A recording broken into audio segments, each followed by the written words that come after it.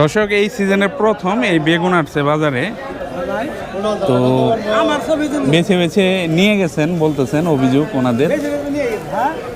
এখন কত করে দিছেন?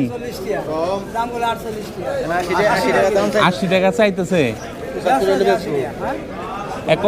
কত হলে বিক্রি করেন বেগুন এটা? 80 টাকা কেজি। তো খুচরা পর্যায়ে কত বিক্রি করবেন 80 টাকা কিনে?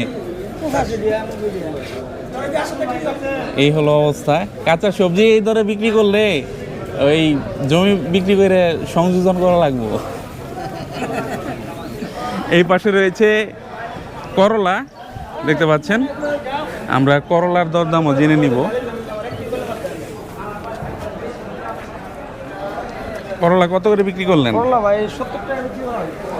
তো দেখতে পাচ্ছেন খুবই চমৎকার করলা বিক্রি হলো 70 টাকা কেজি দরে।